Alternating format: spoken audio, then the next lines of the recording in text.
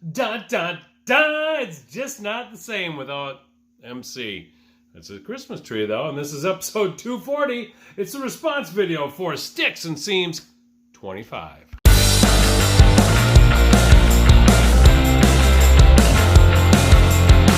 Well, hey, I am MP Fox, and like I said, MC is at school. Actually, I'm pointing that way because the school actually is that way.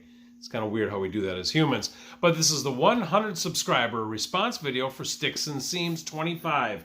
Congratulations on 100 subs. You now are at 113. And that number, hopefully, will just keep going up and up and up. Well, you had 3 criteria today for your... Actually, you did it when you did the video, not today. 3 criteria for your contest. The first one is be a subscriber. Hey, I'm a subscriber. Check that one off. Make a video. I'm making a video. And also, what's that third one? Post it down below your video so it's easy for you to find. I know, because it's hard to look for them. And as I'm pointing here, don't forget to like, subscribe, all that good stuff, or don't. Just whatever. What he wanted us to do was talk about a Major League Baseball player or sports personality that was from our hometown or lives where we live in our community right now. And I had a hard time coming up with anybody. Well, not really. I found somebody. However, a little backstory is I'm from a little town in southern Minnesota called Arlington, Minnesota. Hence the Minnesota. I'm from Minnesota.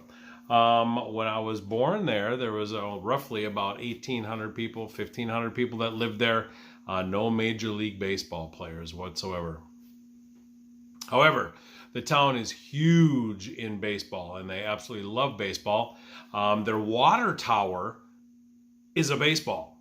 That's how cool it is. When I was a little boy, I used to change the scoreboard every once in a while. They'd let me change the numbers for their amateur town team. Their amateur town team is actually, people follow it forever. I moved away in the mid-1970s.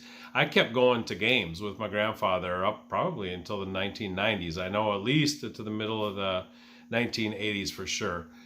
That's what instilled this huge love in Rod Carew for baseball. I still carry on my Arlington A's shirt. Everybody follows the Arlington A's up there. I still follow the Arlington A's and what they do. Back when I was watching them, they played in the Era Wilson League. Now they're like in the Crow River Valley League or something like that. But no Major League players. I did get to see Terry Steinbach, however, play for the New Ulm Kaiserhof, which is down the road a little bit. I went to high school, played baseball, high school baseball, Legion baseball, all that stuff in a town called Princeton, Minnesota, which is in central Minnesota. No major leaguers from there. However, there were several from St. Cloud, which is the closest big city. But in my conference, which was the Rum River Conference for high school, that started in the early 1900s and actually disbanded in 2000 something, we used to play against a team in Pine City, Minnesota. And Pine City was a small little town. Princeton was a small little town. And memory serves me correct, we used to school Pine City all the time. From Pine City, there was a Major League Baseball player. He was born there in the late 1800s. So I never played against him. I'm not that old. But he was born in the late 1800s. He was actually known as the Ruth and Gehrig killer back in the time because he pitched to Babe Ruth and Lou Gehrig a lot when he played.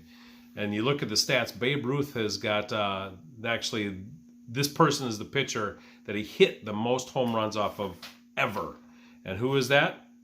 That is Rube Wahlberg. I do not have a playing day card of him, but this is a more recent one from Sporting News. And he, like I said, is from Pine City, Minnesota, a tiny little town. When he was born in the 1800s, only 535 people lived there. And look, major leaguer.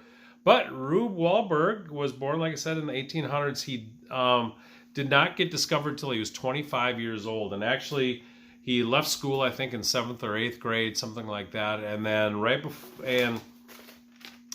that, and he was discovered at age 25. He made it to the majors when he was 27 years old. He was one of 12 kids. Wow. Could you imagine being one of 12 kids? And in 1921, actually right before World War I, he enlisted in the Coast Guard. And he was in the Coast Guard. And when he got out of the Coast Guard, he went out to Seattle, Washington. And his brother had a not a coal mine, but like a coal, what do you call it? I wouldn't even know what you call a coal shop.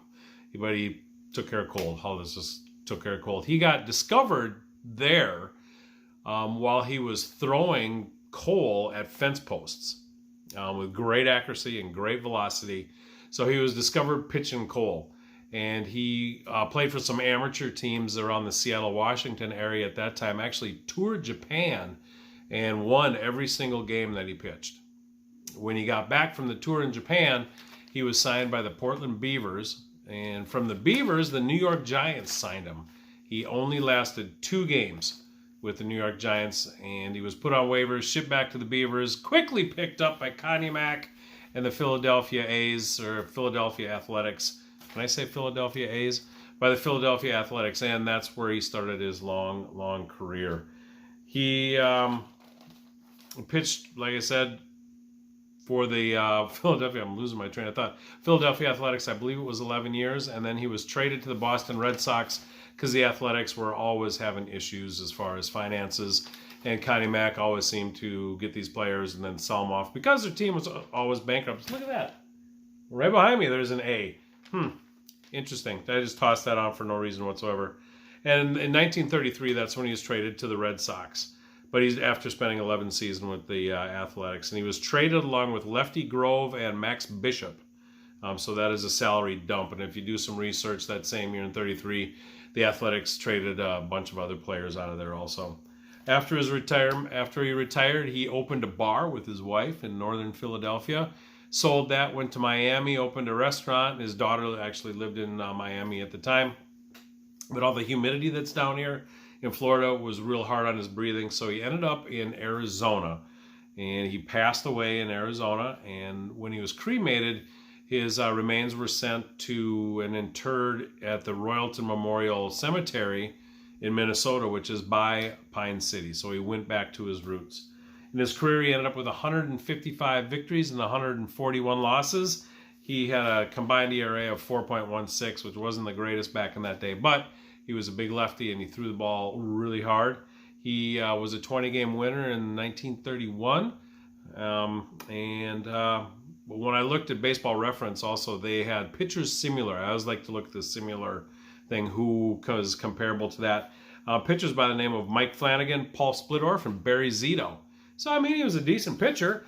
And again, he was the Gehrig Ruth killer, so to say. But if you look up those stats, they all batted pretty good against him. But the lefty and lefty matchup. So, Sticks and Seams 25. There's my 100 subscriber response for Rube Wahlberg.